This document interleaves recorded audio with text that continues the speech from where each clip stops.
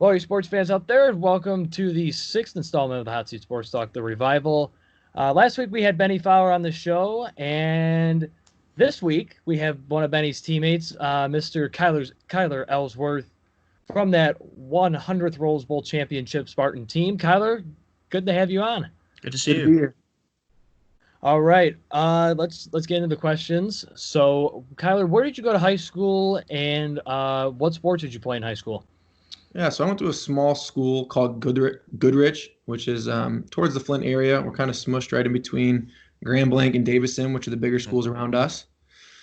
I graduated there in '09, and my 4 years there, I did wrestling, football, baseball, and track. So I was a four-sport athlete, and luckily, with it being a small school, I was able to do baseball and track at the same time. So they allowed me to do that, but I wanted to play basketball as well. My athletic director didn't want me getting hurt during wrestling season, so he said no to that, and that it would have been unfair if I wouldn't have been at every basketball practice and played. So tried to be a five-sport athlete, just couldn't do it.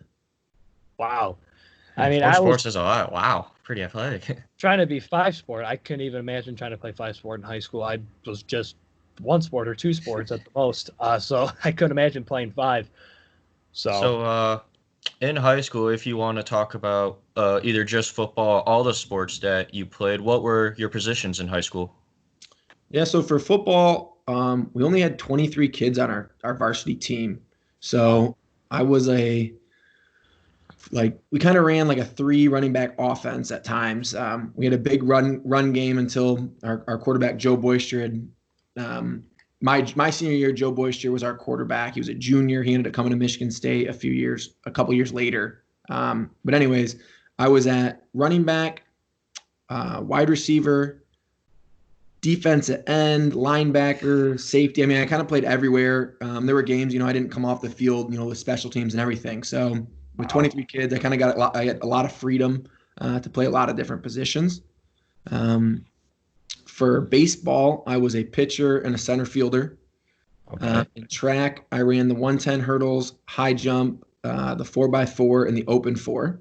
All the hurdles. Wrestling, I wrestled at 189 pounds. Wow. Oh, shoot. Wow, that is Don't want to mess with Kyler Ellsworth. not in wrestling nor on the football field. So, Kyler, I know you're a walk-on at Michigan State. Were you recruited by any other programs coming out of high school? Yeah, so for football, I was recruited by Ferris State. They were the only team that offered me a scholarship to come there. Okay. I went there for one of my official visits and tested because D2 you can test while you're there. You do bench press, 40, some position specific drills. They offered me. I also took my other 4 official visits for wrestling. So I took an official visit to Michigan, Michigan State, North Carolina, and Indiana. All of them offered me a full ride for wrestling with a preferred walk-on for football. So I took all my visits and did that.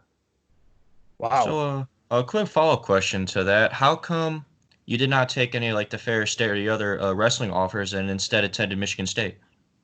Yeah, so I had a great time wrestling in high school, but I always saw once I graduated, I wanted to be done. It made me tough. There's a big reason where the person I am today.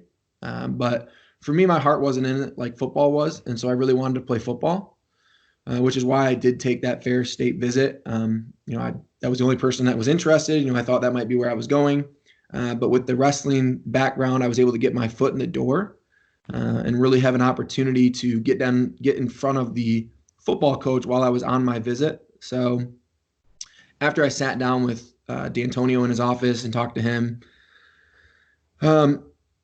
he was the first person that told me, he said, "Hey, Kyler, if you take a wrestling scholarship somewhere and you're a preferred walk-on, it will be very hard for you to get on the field." And I was like, I don't understand why, the other sport is claiming me as a scholarship. It should be easier. But he explained it to me that the bigger sport has to claim you as a scholarship if you're playing.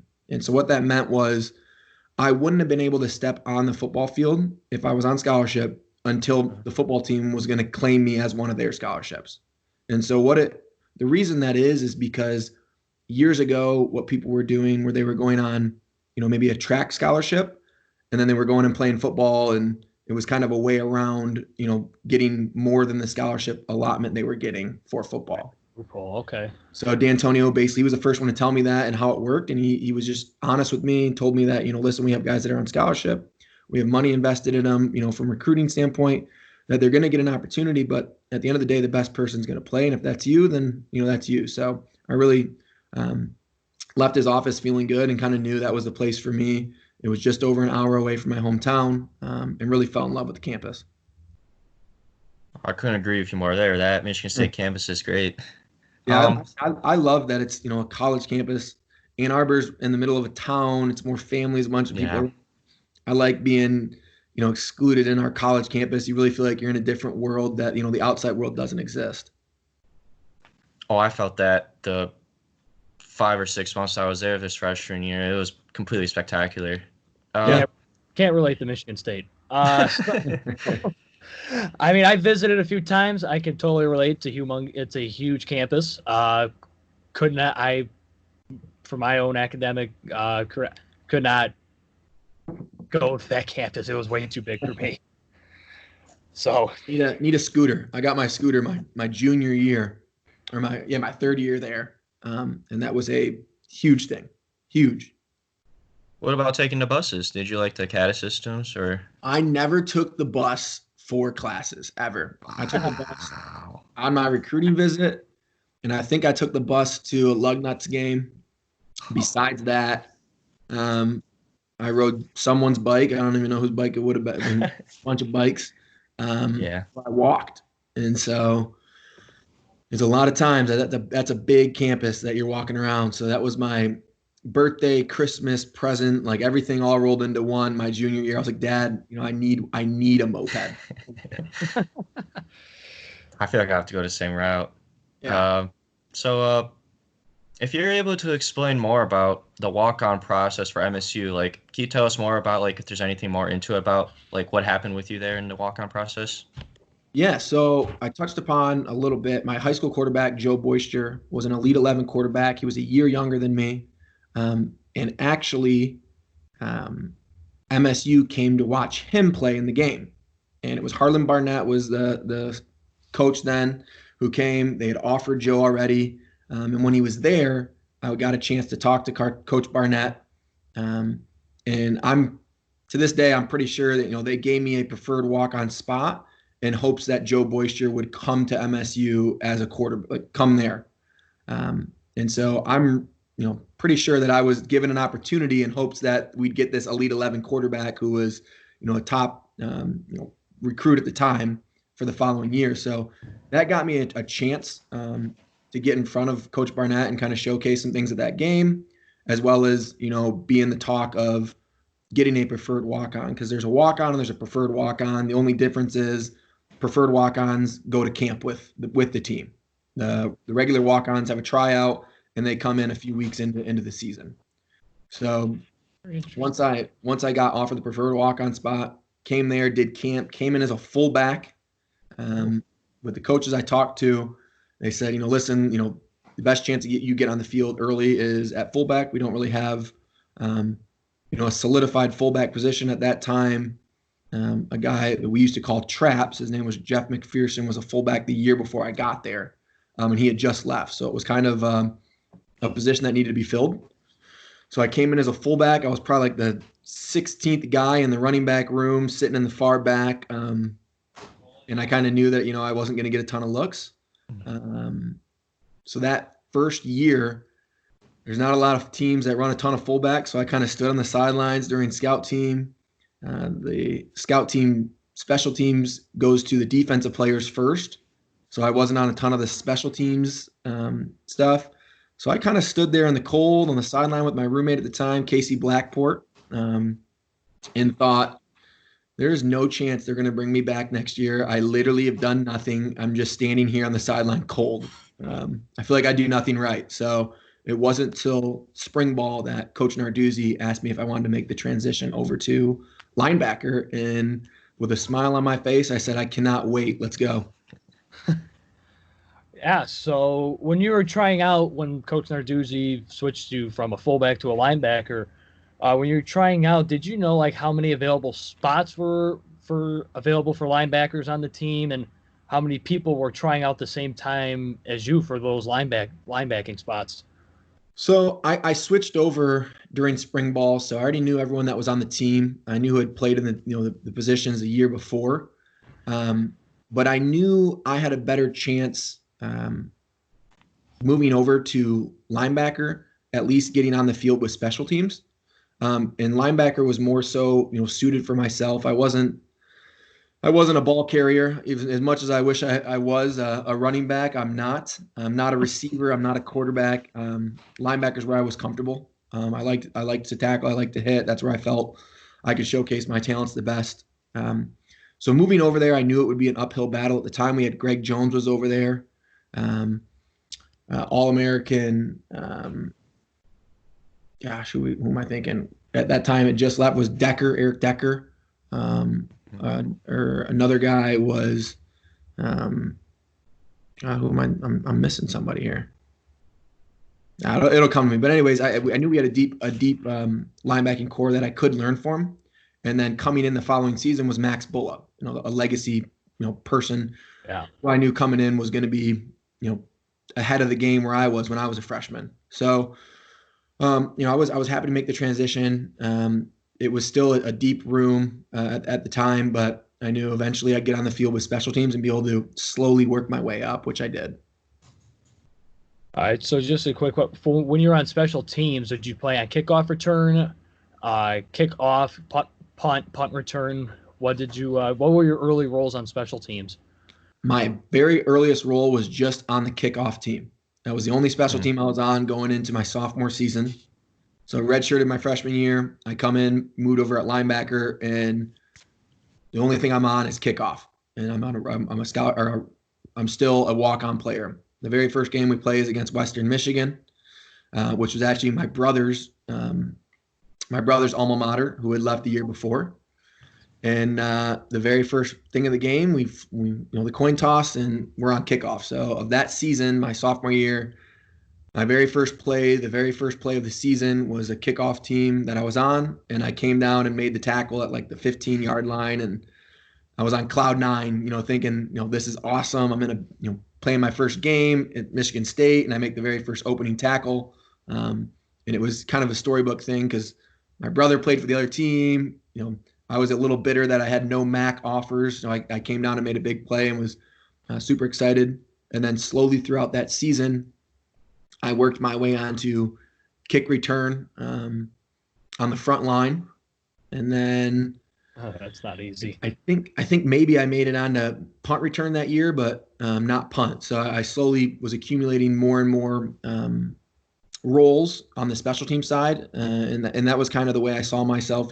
Each week I had a goal of, I want to make a tackle, I want to make it on the kickoff team, I want to make it on the kick return team. Small goals that were attainable, and it worked well for me. Wow. Oh yeah, I could definitely see throughout your career that it's definitely worked out. It's really good to hear. So you touched on this a little earlier. You walked on and made the team, obviously. Did you have to try out every year to be on the team, or like get any scholarships at any point? Like, how did that work? Yeah, so the kind of once you were on the team, at least for me, at least for the guys that were walk-ons when I was there, once you were on the team as a walk-on or a scholarship player, you were on the team. Coach D'Antonio is pretty loyal in the sense of if he's going to give a guy a shot, as long as that guy's doing the right things, that's with school, with practice, with anything, as they're doing the right things, he's going to continue to give you a shot. And he did. But I remember sitting down in his office before I was even, out of high school, and him saying, we're going to give you a chance, to be a walk-on. That doesn't mean you're here forever. You got to prove yourself. And I think for him, more so proving yourself was doing the right things, busting your butt every day, doing the right things in the classroom. Because we didn't, as a walk-on, you don't really have the advantages of, I'll say advantages as a scholarship athlete, that they have money and time invested in, who's proved themselves as this great football player, that they can let us go like that. But Coach Antonio was real loyal in that sense. So there weren't any more tryouts once I got there. But every year, they could have said, hey, we're going to let you go. We need to, fill a spot here or do this or whatnot. But, we knew that was always a possibility, but I never saw that happen. Very glad they did not let you go. Me too. We'll get into it later because, you created some very memorable moments for not only the team, but for Spartan fans everywhere. So I was looking up your stats and I noticed, correct me if I'm wrong, you had one punt in 2011 for 36 yards and you kicked off a couple times in your career. With me being an ex-kicker in high school and trying a little bit in college, I was wondering, how did that come about? You being a linebacker and you doing some kickoff duty and punts. I did. So I did. No, I didn't do kickoff. I did kick return. Okay. So I was technically the off returner. I was standing back there next to Nick Hill on the kick return team. And I was mainly back there for blocking purposes. But it was because I had shown, I had done kick returns in high school. But more so it was for blocking. And if they did kick it to me, they felt confident that I'd be able to catch it and, get some yards. I would have loved to score a touchdown. That would have been great. But I think I caught, maybe 3 in my career. And I think I had 1 return for 17 yards or something against, I think, like Iowa or something. Nothing to write home about. But I got back on there. I was on the front line. The front line is a thankless job on kick return. You just run, turn your back to the defender, run backwards, set your feet, and then you get hit right in the mouth by the guy trying to make the tackle. So I did that, was able to work my way back there and, got a couple returns, which was fun. And then the punt was actually, I had a blocked punt against Wisconsin, the Hail Mary game. And since I'm the one that blocked it, and it kept going backwards, I get the return yards on that, which was sweet, until the guy you had on the show last week, Benny Fowler, fell on the blocked punt for a touchdown against Wisconsin. I got the return yards for that. I think that year I led the team in punt return average. I had 1 for like 36. But yeah, it's funny how some of those stats are out there, and I wasn't really a punt returner. Yeah, that's just so bizarre. Just hearing you say you made a block punt in the Hail Mary game. Obviously, we all know it was Kirk Cousins to Keith Nickel at the end of regulation, and I did not know that Benny Fowler fell on top of that football. So that's just, it's so funny to hear, having you on this week, and we had Benny on last week. So that's very funny, and that's a very interesting statistic and fact that I did not even know about you. So that is really, really cool, Tyler. Thank you. So speaking of former MSU teammates, do you still keep in contact with any of them? And if so, who? Yeah, here and there. I'll talk to Connor Cook every once in a while, Tyler O'Connor, Benny Fowler. I'll talk, Darian Harris, Twan Jones, Max Bull every once in a while. The nice thing is, obviously, playing with those guys for 5 years, you build some pretty strong relationships. Now, I'd be lying if I said we talk every single day, we hang out every single time they're in town. It's just not feasible. We all have our lives that we do. But anytime there's any event, anytime that, the homecoming is, people are always texting, hey, you coming back to the game? Like, let's go out afterwards. Let's see each other.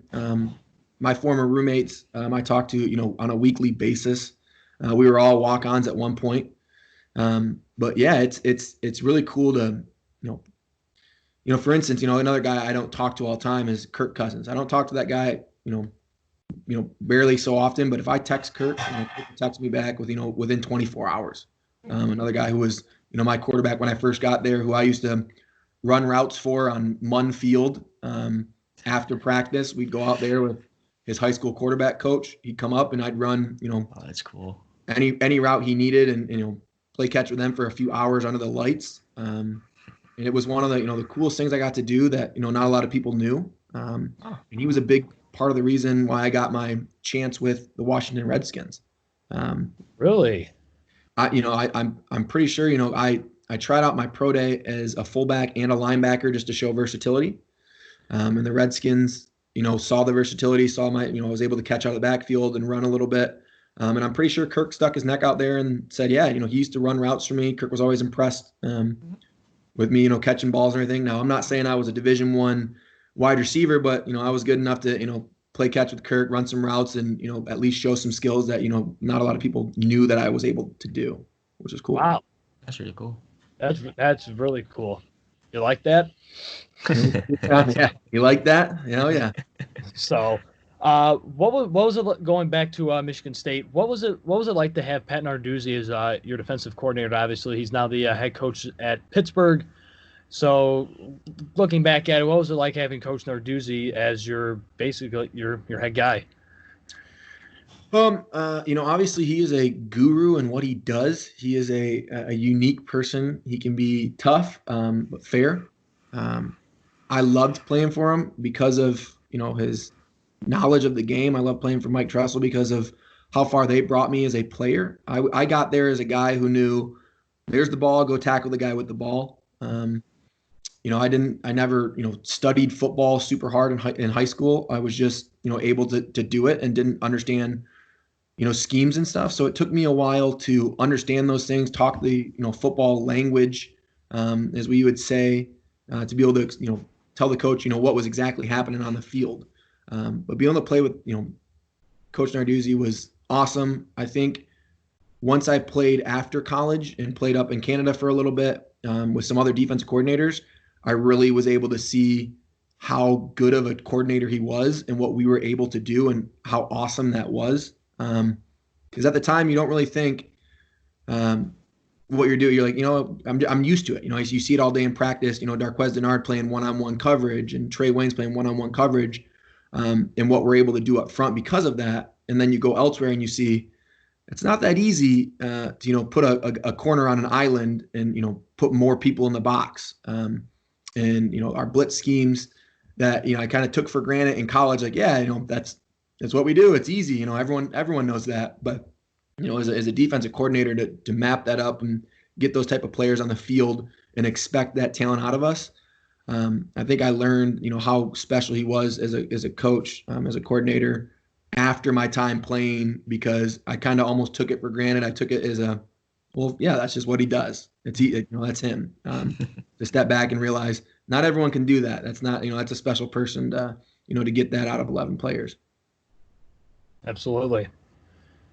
So speaking more at Michigan State, it was very successful, your times there. Besides the Rose Bowl, which we'll talk about in a little bit, in your opinion, what was the biggest game? And personally, what was your best game? The biggest game, gosh, that is a tough one. Now, obviously, all the Michigan games are a big game. Yep. Those are ones that, if you take a loss, you live with it for a year. If you take a win, you live with it forever. So I would obviously, all the Michigan games are a big game. I couldn't decide which one was bigger. My best game that I played in would have been against Wisconsin my sophomore year. There was a couple injuries that happened, which allowed me to start going into sometime in the second quarter. And I racked up 11 tackles, a forced fumble, and I think a TFL maybe. I'm not sure. But it was best game for me is, my most productive game was that game that I got to play the most in, and I did decent. We lost the game, so it wasn't one of my favorite games, but it was nice to be able to, have the coach's trust to be able to put me in there and get us through the game and, not make too many errors, even though I let a wheel route go and we got a touchdown thrown on us. So it hurt, but it was a lot of fun to be able to get out there and actually play a full game. I hadn't gotten a chance to do that since high school. And so it was really a really fun game that not a lot of people, wasn't anything cool that happened. We lost, but, I was able to be out there on all the defensive snaps. So. Absolutely, 100%. So after you guys hoisted up this Big Ten championship banner, yep, and the trophies and stuff like that, heading to Pasadena for the Rose Bowl, you guys were obviously there for business. But did you guys have any time to do any of the activities in Pasadena, California, prior to the Rose Bowl? Yeah, we did. So we're there for a week before. They actually set up a bunch of things for us. We went to Disneyland. Went to Disneyland. The cool thing about that, so it was me, Mike Sadler, Fofanoti, and who else was with us? And maybe Connor Cook. Can't remember exactly. I know Mike was there. And we actually got like VIP treatment when we were there. And they took us like the back way through everything. We got to get right on the front of the rides, ride it as many times as we wanted. We had security with us. And then we did some media stuff after it, but it was really cool. Something I'll never get to do again. Kind of go in and out of back ways and all that stuff. That was cool. We went to a steakhouse. We went to a comedy club. So they actually set a few things up for us that we do as a team. But like you said, we were there for business. So we knew, let's have our fun on these team functions. But, when it's time to work, we know we're going to bust our butts. So now going into that game, obviously it's a neck and neck game all the way throughout.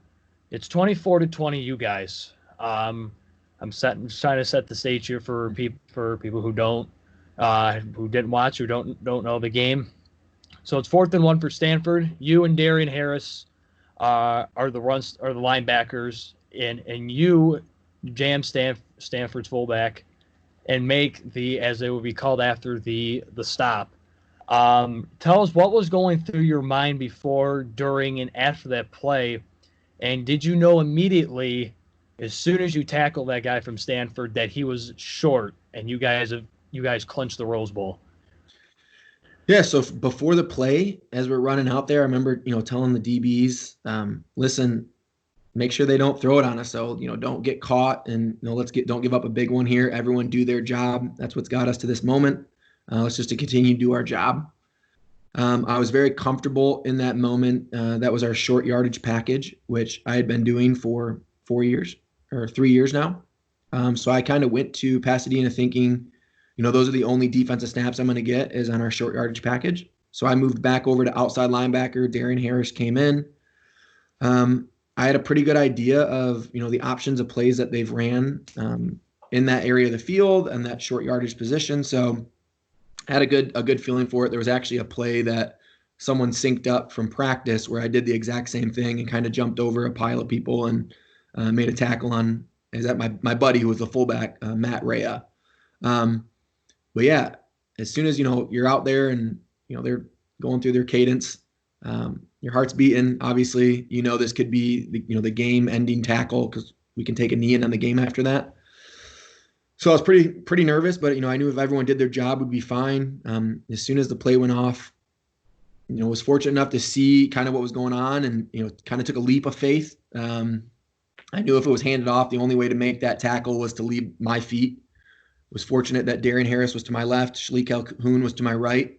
And Makaja Reynolds, all the D linemen that had made the pile, really gave me the opportunity to do that. But obviously, I was able to make that tackle. Luckily, they didn't hand it off to the running back instead. But yeah, as soon as I hit him, I knew where I hit him and where he was. He was short of the yard marker. But you never know where they're going to spot it. You never know if they're going to let him keep fighting forward. So I looked over like, he is a yard short. Someone spot this ball a yard short because I know this guy didn't get it. And as soon as I saw where the ref was in relationship to the first down line, I kind of just ran to the sideline with excitement. Like, I know we just need to take a knee now. Like, I know the game is over. We won it. Like, it's solidified. It's over.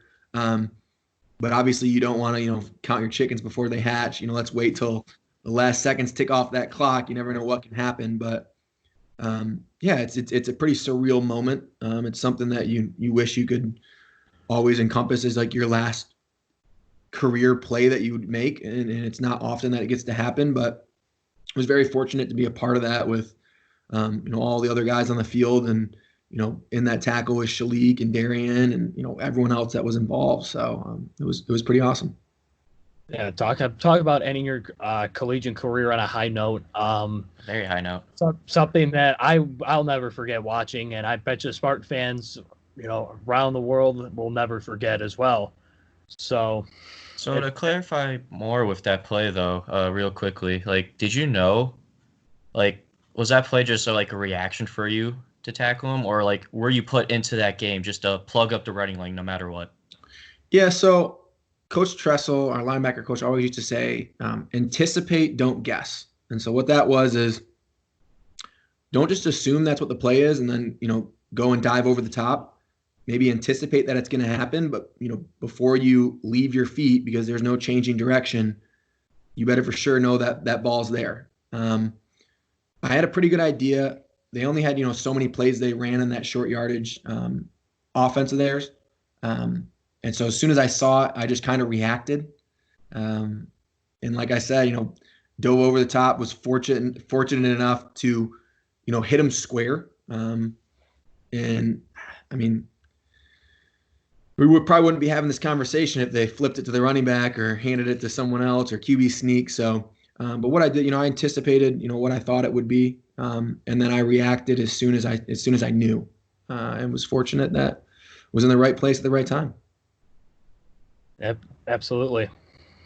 So, how did it feel after the whole game, during the ceremony and everything, with being there with Connor Cook as the offensive player MVP of the game, and then you winning the defensive player MVP of the 100th Rose Bowl? How did that feel for you? I mean, I was in awe. I was in shock. It wasn't like I had 25 tackles that game. I was actually behind the stage doing an interview when security was like, "Hey, they need you up on stage."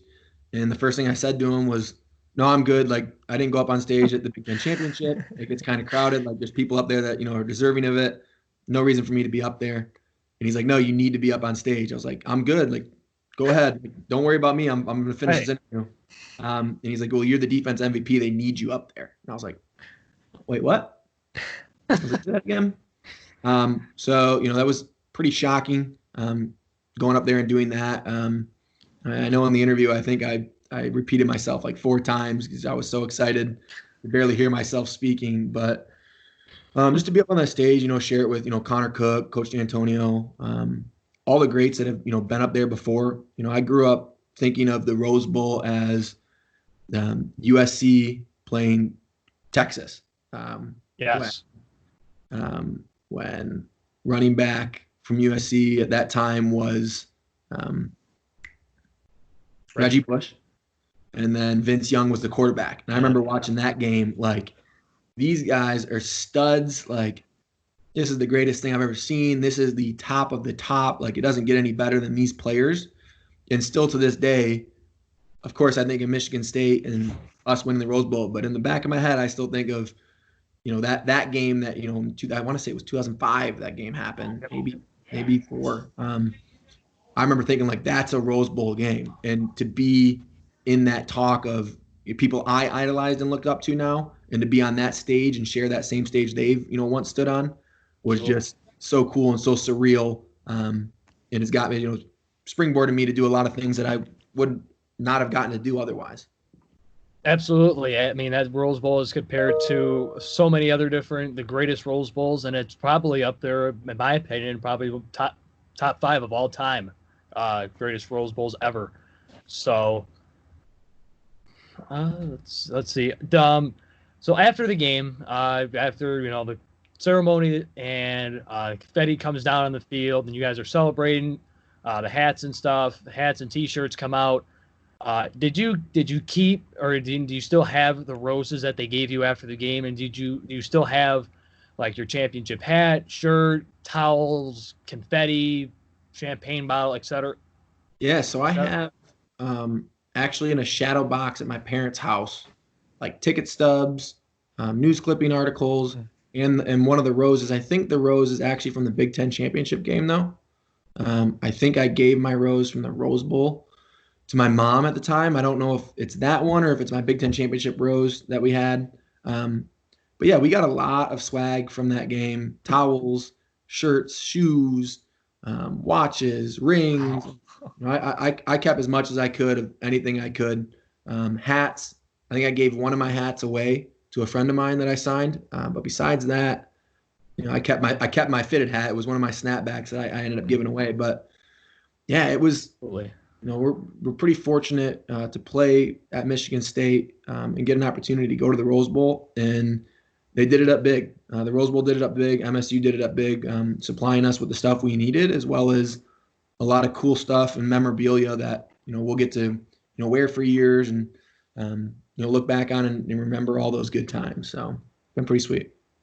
Yeah. So looking back on that game now, what are your thoughts that you won the last Rose Bowl game under the old format, and then the next year the Rose Bowl became a part of the new playoff structure? So looking back at it, how does it feel that you made the last defensive play in the last Rose Bowl under its original format? Yeah, I mean it's crazy to think about it like that.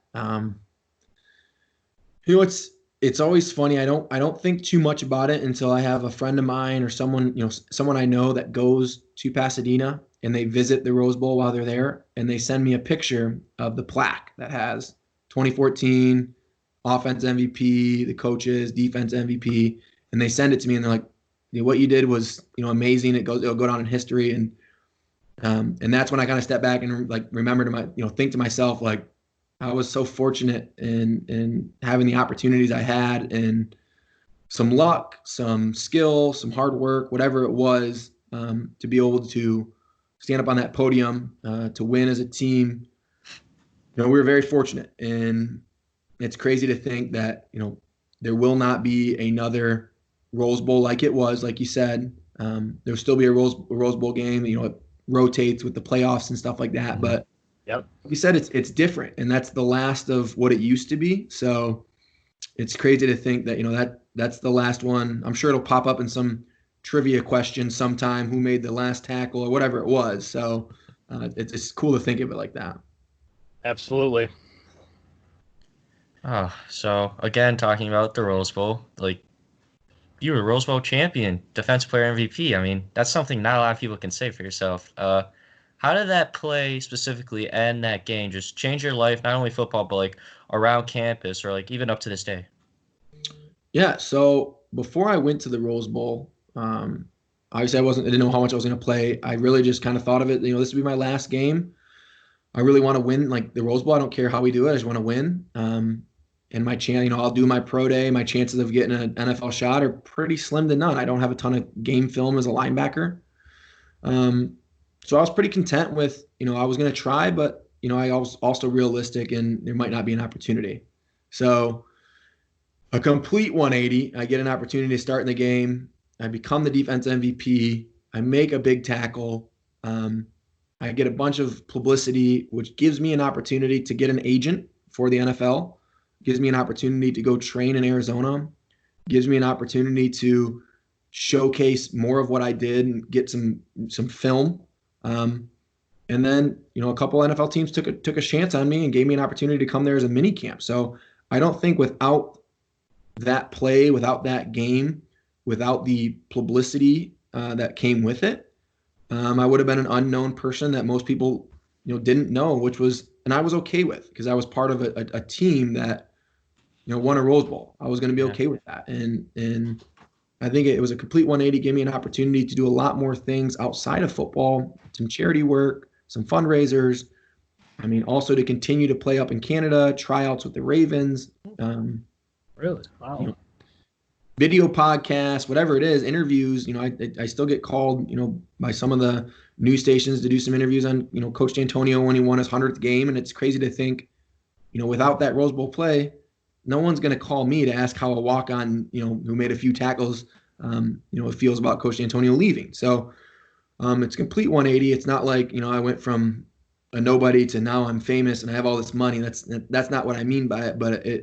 But to be thought of, talked about, recognized sometimes, and be on that platform as some of those people that I idolized, it was a complete 180 for me. Absolutely, 100%. I couldn't even just imagine starting in what they call the granddaddy of them all, and then, like you said, making a play like you did, and everything just happened with media and everything else right after the game. I could not imagine it, and I'm so glad it happened to you, because in my opinion, there's not a better person who deserves it than you. So Appreciate that. It was an unbelievable play. And with the Rose Bowl being your last game as a college player, it's on the next level, like you said. You played in the CFL. Can you tell us how that came to be? Yeah, so there was actually one Canadian scout at our pro day. There was 31 NFL teams and one Canadian scout there. So after the draft, I got an invite to go to rookie minicamp to the Washington Redskins as a fullback. I was there for 4 days. After that, you kind of come home and it's kind of a waiting game to see if you get a call back or not. Didn't get a call back, so I ended up getting a call from Montreal up in Canada, in Quebec, who invited me to come there for a tryout. I went there, tried out. Right after my tryout, they said, "Hey, we want you to stay here and be on our team." That year, I was on just the practice squad. And then going into my second year, I signed a year in an option contract. Going into my second year, I was on special teams. I was on, positional things, and finally worked my way in to be the starter that year. Ended up getting hurt, rolled my ankle, was out for 6 weeks, but made it back for the last game of the season. And was fortunate that season I was, a defensive player of the week at a couple weeks, special teams, player of the week, whatever it was. So I was able to get a lot of film and showcase my talents really well. So going into my third year, I actually got cut after our first preseason game, which was a shocker to me because at the time I was the starter. They let me go. And then before I was even able to get all the way back to Michigan, I got a call from Toronto, the Argonauts, who wanted me to come there. I went there a few days later and played the full season with them and became the starter there and had a good run. As soon as that season was up, I ended up getting a tryout with the Baltimore Ravens. I was there for 2 days, talked to them. I really thought I was going to go there a month later, and nothing kind of came out of it. And that's when I had a bunch of calls from the CFL that said, "Hey, we want you to come back." There were 4 teams that were interested. And I kind of stepped back and said, "Listen, I gave the football thing a shot. It wasn't going to make me rich. It wasn't going to make me famous.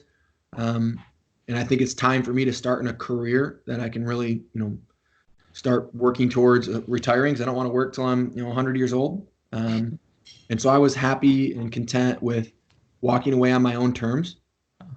I told him, I said, "Hey, I need X amount of money for me to come back. Otherwise, I'm content. I'm content with, starting a career." And I walked away on my own terms, and I don't regret it at all. Now, do I miss playing football? Of course, but at some point, people say money doesn't, affect into it, but at some point you got to start living your life. And I was up in Canada making, not as much money I would like to, paying taxes in both countries. The conversion rate, I was losing, 36%, 40% of my money that I make, as well as paying my agent and taxes. And so from a financial standpoint, for me, I needed X. Otherwise, I could make more here in a career that I would love as well. And for me, it was time to start the next chapter of my life, which was, to settle down, buy a house, start a career I can see myself advancing myself in. And so that was the next thing I look forward to and set my goal on. So, yeah. Wow. Just something off. Wow, that's just something right there. Yeah, you don't really hear too much of what happens behind the scenes after an athletic career, but I mean, it's glad to hear that you were content with your own terms, and you sound happy right now. Just very happy to hear that about you. Yeah, I couldn't have picked it any other way, unless I went to the NFL and was a starter and won Super Bowls and millions of dollars. That'd been, but that was the second option. Oh man, so we are gonna go back into football a little bit longer. So checking the stats when you played in the CFL, you did score a touchdown against Edmonton. What was that experience, scoring a touchdown as a pro? It was cool. I actually think it was like a 41-yard or a 43-yard return, which was funny because my number was 41, and then my freshman number in college was 43.